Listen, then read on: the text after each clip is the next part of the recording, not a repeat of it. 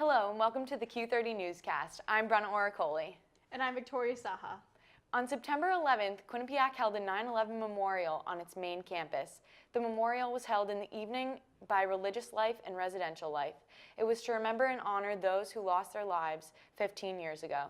The memorial featured campus religious figures who spoke and led the group in prayer, as well as a Quinnipiac music professor who performed his own piano composition.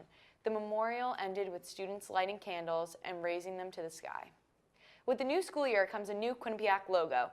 The new logo presents a new font and a lowercase u at the beginning of the university.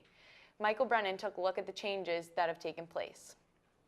For years, Quinnipiac University has worn its name in bold letters and flashy colors. This year, however, they decided to reinvent themselves with a more modern look.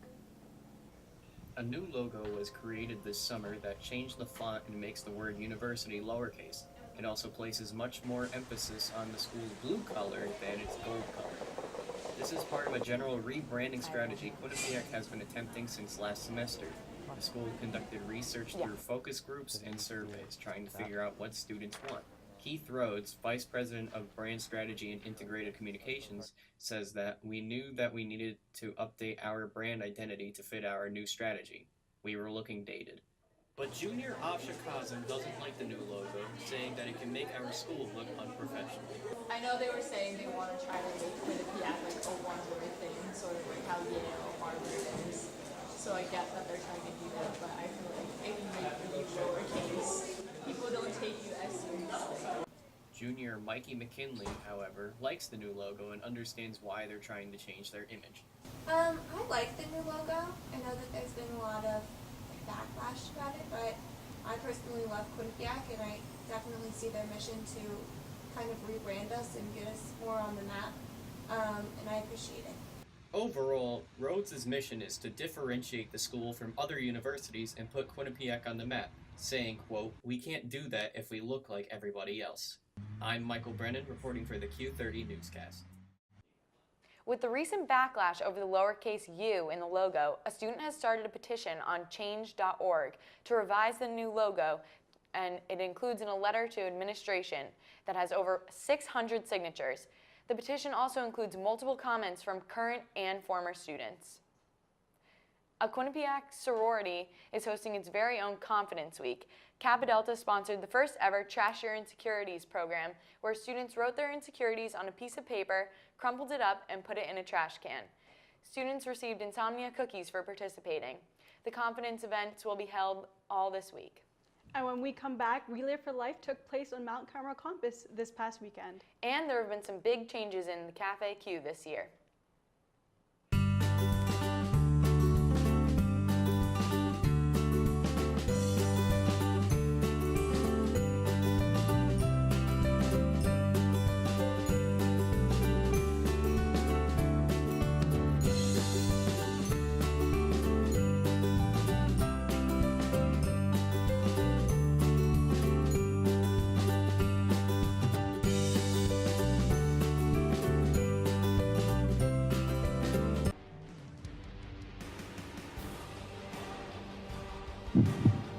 Good evening and welcome to Sports Pause.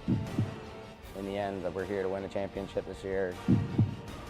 Jess Fontaine now has that. She's going to take a ripper off the post, but she's going to come back. And my number one, hold your applause, Bobcats fans, is Quinnipiac.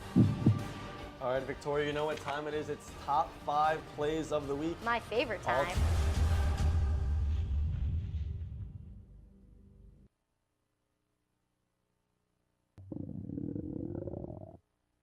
I could really go for a Ray and Mike's sub right now. Come to Ray and Mike's and try our Philly chicken and cheese for just over $4. Giant cheesesteak subs and mouth-watering boar's head sandwiches for as low as $4.75. Q-Cash accepted just a mile down the road on Whitney, here at Ray and Mike's. If you walked into Cafe Q, you might have been surprised to see some more changes. The CAF has added a few new stations and changed its complete setup. Chartwell's added an all-day breakfast station where students can order omelets, pancakes, home fries, and other breakfast foods at any time of the day. They also added a Latin cuisine station. Students can get burrito bowls, taco bowls, or a salad variation. Lastly, they moved the cold drinks and expanded their allergen section for people with food allergies. Between Taylor Swift's latest breakup and the new Apple launch, there's a lot going on in the entertainment world. Kayla Heavey takes a look. Kayla. Olympic swimmer Ryan Lochte was all over the news after an incident at the Rio Olympics. But instead of swimming, Lochte is trying something new, dancing. He was cast alongside partner Cheryl Burke for the 23rd season of Dancing with the Stars. After their Monday night performance, two protesters started running towards the stage wearing anti-Lochte t-shirts. ABC quickly cut to commercial break, not showing the protesters on air. They were arrested the night of the incident, but have soon been released. And it's that time of year again when Apple releases their new iPhone products. The iPhone 7 was available for pre-order, and with the new updates comes the software updates. iOS 10 comes with a new layout for the iMessages, allowing people to add stickers, effects, or written messages to their conversations. The new update also comes with a home app that allows you to turn on lights or even unlock your doors. But the new update was causing some issues for iPhone users. The phones became unusable, and the only way to get it to work was to connect it to iTunes. Apple later said that the problem was fixed and it's safe to again update those iPhones. And finally, Taylor Swift has broken up with yet another boyfriend. This time, it's Tom Hiddleston. The two have gotten very close over the summer, almost right after she broke up with her former boyfriend, Calvin Harris. They ended on good terms, though, unlike the breakup with Harris. Taylor Swift has recently been spending time with friends like Gigi Hadid and also working on some new music. Taylor Swift may be coming out with a new album in the near future. I sure hope so. That's all I have for this week's entertainment news. Back to you guys at the desk. Thanks, Kayla. And now we go to Kirby Paulson outside for the weather. There's storms brewing for the weekend. I'll have your full weather forecast coming up after this break.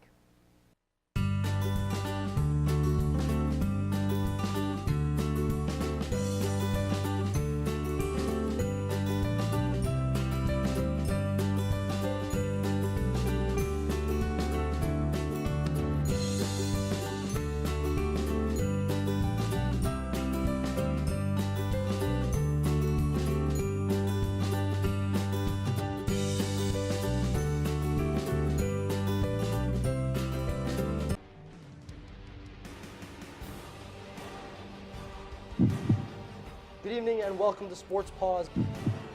In the end, we're here to win the championship this year. Jess Fontaine now has that. She's going to take a ripper off the post, but she's going to come back. And my number one, hold your applause, Bobcats fans, is Quinnipiac. All right, Victoria, you know what time it is. It's top 5 plays of the week. My favorite time.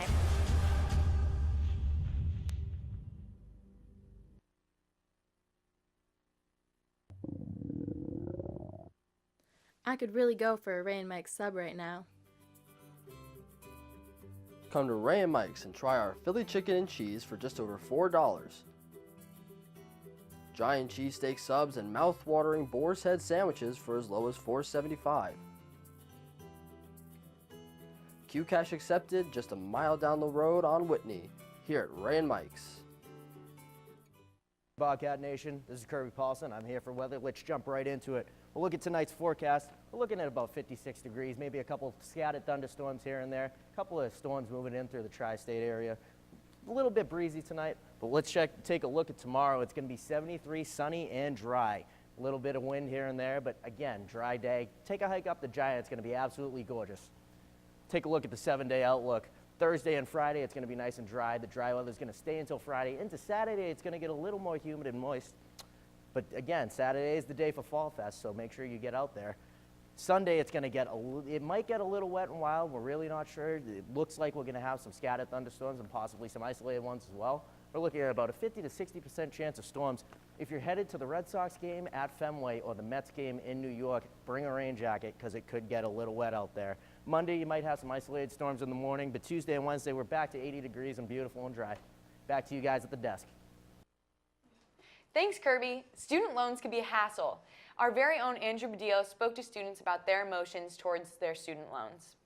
Student loans, the two words some college students dread the most. I'm going to be paying bills till I'm gray. They suck. Recent studies suggest a bright future for students with loans, as reports show the cost of college has dropped around $500 this past year. But what reports do not include is the fact that colleges are getting more expensive, especially private schools like Quinnipiac University. Yeah, absolutely. I'm coming out of school with a whole lot of debt. Mike Chulo is a senior accounting major at Quinnipiac and is one of many students weighed down by the heavy burden of student loans.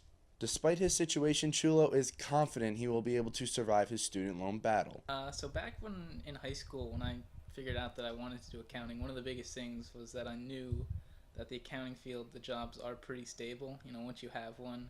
And like I said, it's not entirely too difficult to find one. And careful planning is one tip that student loan expert Mark Kantrowitz has for college students. He also suggests students apply for financial aid and spend their money wisely. But one strategy Kantrowitz doesn't talk about that some students are utilizing is support from their parents. Parents have also offered to help me, They said I can choose pretty much any school I want since they'll be able to help pay off some of the debt. They've helped me out paying it what they could now. Kantrowitz says students should aim to owe less than their starting salary at their first job out of school. He says this will ensure students will be able to pay off loans in 10 years or less. In Hamden, Andrew Badillo, Q30 News. And Carrie brings us the latest on world news. Last Saturday, Iran threatened to shoot down 2 U.S. Navy aircraft flying just inside the Strait of Hormuz while performing routine operations in international airspace. The Navy U.S. Poseidon, carrying a crew of 9 while EP-3 Ares, approximately 24 Iranian military consequences. U.S. military planes ignored the warning and continued their route. According to international maritime law, Iran's waters reached 12 miles into the sea, but Iranian officials claimed the airspace in which the U.S. military planes were flying were dangerously close to the Iranian air territory, with some officials referring to the boundary as Iran's black line, even after receiving 3 separate calls, all of which used threatening language. U.S. crews remained calm despite the violent nature of the warnings, due to the fact that the planes were out of the narrow range in which ground missiles could destroy aircrafts. U.S. Fleet spokesman Commander Bill Urban referred to the incident as unprofessional but not unsafe. This is the latest incident of recent shows of aggression by Iran. Last month, a Navy destroyer as well as a Navy patrol boat were harassed by Iranian vessels. On a sad note, former Israeli Prime Minister Shimon Peres suffered a stroke and was hospitalized on Tuesday. Medical reports initially claimed that Perez was in stable condition, but most recent reports indicate that he has been sedated and put on a respirator, showing little signs of improvement. Perez, one of the founding fathers of the modern state of Israel, is an influential figure around the world. He is best known for his work in founding Israel in 1948 during a hostile period in the territory's time. He shares the Nobel Peace Prize with former Prime Minister Yitzhak Rabin and Yasser Arafat for their 1993 signing of the Oslo Accords, which brought an agreement between Israeli government and the Palestine Liberation Organization. Perez served as the ceremonial president of Israel from 2007 to 2014 and remained active in the nonprofit organization known as the Perez Center for Peace, an organization that promotes tolerance, innovation, and reconciliation. Mr. Perez is 93 years old. Despite some minor altercations, the ceasefire agreement between the United States and Russia appears to be holding. Secretary of State John Kerry, who orchestrated the agreement, said the ceasefire is the result of lengthy negotiations between both the United States and Russia and may take some time to play out. According to Kerry, there will undoubtedly be reports of a violation here and there, but that is the nature of the beginning of ceasefires almost always. The ceasefire has already led to a reduction of violence in the majority of Syrian provinces, which will allow time for desperately needed humanitarian aid to arrive. However, a spokesman for the United Nations for the Coordination of Humanitarian Affairs has cautioned that people and supplies will not be sent there until assurance that the safety and aid convoys will be upheld, as well as the safety of the receivers. The terms of this ceasefire have not been made public, although Russia claims to seek the reveal of them, stating they have nothing to hide. In Germany, all eyes are looking up as they're looking to put more women into space through a $30 million crowdfunding campaign expected to begin next year. Project initiator Claudia Kessler has dreamed of being in space since the age of 4 and hopes to share in a part of a history 50 years later. as Germany attempts to launch the first female astronaut to the International Space Station in 2020. Under the Die Astronauten project, 400 applications have been received, and the list has already been narrowed down to 140 women. Among those are firefighters, engineers, and researchers. All finalists will be expected to undergo extensive psychological and physical testing as part of the selection process. The launch is expected to last 1 week, enough time for all experiments to be conducted. Germany has already launched 11 men into space, but not a woman. The woman will be chosen in 2017. Back to you guys at the desk. Thank you, Carrie. When we come back, we will have more information about a favorite QU event. And MJ Barrett will have a summer sports recap. Stay with us.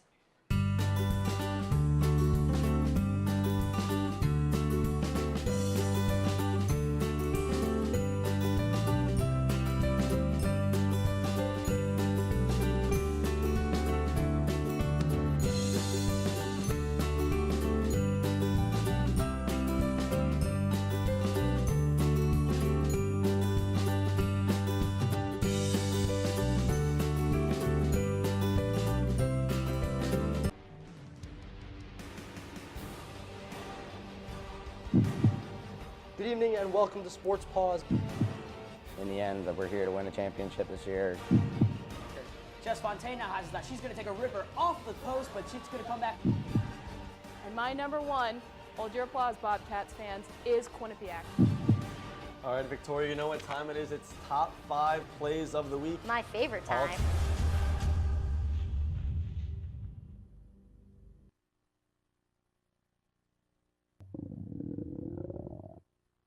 I could really go for a Ray and Mike sub right now. Come to Ray and Mike's and try our Philly chicken and cheese for just over $4. Giant cheesesteak subs and mouth-watering boar's head sandwiches for as low as $4.75. Q Cash accepted just a mile down the road on Whitney, here at Ray and Mike's.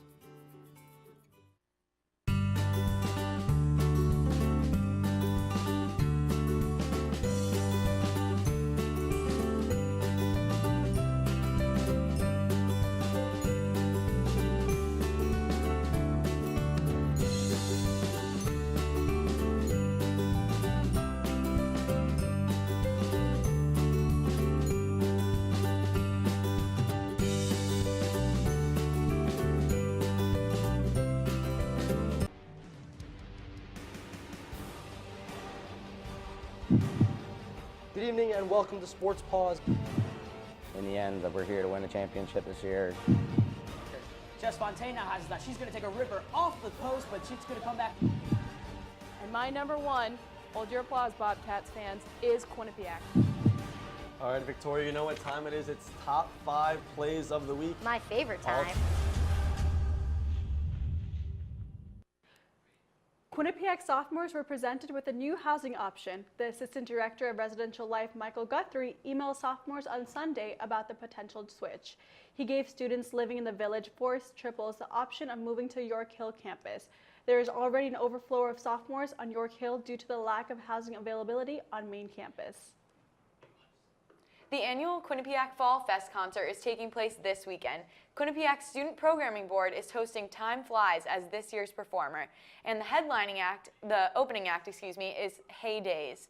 The concert will take place in South Lot with food trucks, giveaways, and a free photo booth. Make sure to follow Q30 Entertainment for exclusive behind-the-scenes looks of the show.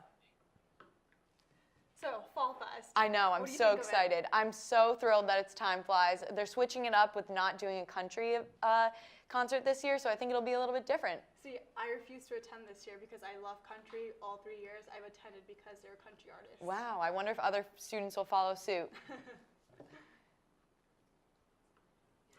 And while we were away, the Quinnipiac Bobcats still played. MJ Barrett has the latest updates for QU Sports. MJ? Since we last brought you some Quinnipiac sports news, so we have a lot to catch up on. A lot happened over the summer, from coaches signing contract extensions to student athletes getting drafted. Check out our website at q30television.com to stay up to date with all the off-season news. For now, let's check out some of the fall teams on campus. A big-name Quinnipiac sports team made a big move. Becca Main and her field hockey team joined the Big East Conference this season. The Bobcats have played 6 games so far this season, all of which are non-conference games. Quinnipiac currently sits at 0-6, but the real history will be made this upcoming weekend when the team plays its first ever Big East Conference game. The Bobcats will host Georgetown University for the inaugural matchup. Like rugby, the field hockey team is being affected by the new field construction here on campus. Therefore, all home games for the Bobcats will be played at Yale, just down the road in New Haven. The defending champion Quinnipiac rugby team has begun its season and quest for back-to-back titles. The Bobcats schedule this season features only one home game, as I said before, due to the field renovations. The first game of the season was a rematch of the 2015 championship game. Quinnipiac took on Army West Point, and this time around, well, the result stayed the same. The Bobcats asserted their dominance once again, rattling off three straight second-half tries and defeating the Black Knights 32-19. This was not the only game on the radar for the Bobcats, as they took on American Intercollegiate College on Friday. Becky Carlson's squad took care of business up in the Berkshires of Western Mass, stomping AIC by a final score of 44-0. The win moves the defending national champions to 2-0 on the year. The next game for the Bobcats is this weekend against Vermont. Quinnipiac volleyball is out to its best start in years. The Bobcats won 5 of their first 6 games to begin the year, surpassing their win total from last season. Just last weekend, the Bobcats welcomed Fairleigh Dickinson to Burt Concourt. Here's a little bit of the action. In the second set there, that's Allison Lee sending us kill down the right line. The Bobcats took the first 2 sets. Here's the third. Fairleigh Dickinson takes this set, so after the break, we're coming out for the fourth. And Kat Miller with the serve there, and Hubutt, Kat Miller again on the dig. Maria Panzari with the set, and Natalie Alecko, the freshman, pops that one over. Match point now for the Bobcats. Panzari again, and Hubutt, Natalie Alecko again. She pops that one just over the net. Fairleigh Dickinson thinks they dig the ball. They do not, though. The ball hit the ground. The Bobcats win in 4 sets. After an impressive showing at the Providence Fire Classic, Chris Saplinski's squad now sits at 8-5 on the year. Just this past week, Maria Panzari and Elizabeth Kloos picked up MAC honors in the conference. Well, guys, that's going to do it for sports. A lot more QU athletics action to come, so make sure you continue to check back for more information. But for now, I'm MJ Baird. Back to you guys at the desk. Thank you, MJ. Our executive producer, Joel Vanner, had trouble finding a parking spot this morning. He took us along with him for the ride. Here's what we have for you.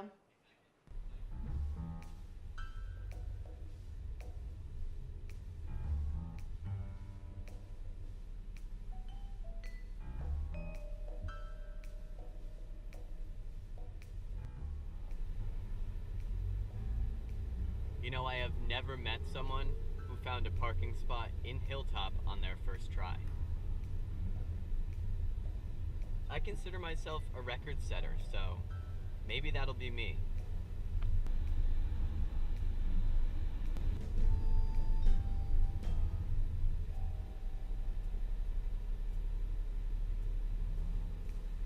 Let's pick up some friends. Danielle, Kayla, Tag. Trying to park my car. Oh, such a struggle. So what are you doing? Just chilling. It's a beautiful day on campus. It's great to be trapped inside of a car trying to find a parking spot in Hilltop. No. No. There's Maine. No. Mass? No. New Jersey. I have a better idea. Let's put my second parking decal on. Oh. Okay. Will that help you get a spot, though? Never know until you try, right? That's what college is all about.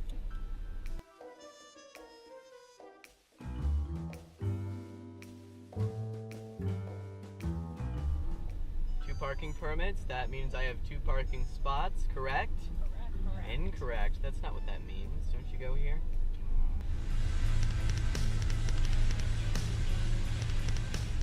Joel, I think it's time to go to York Hill.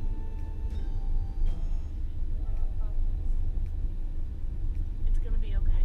We can always try another day.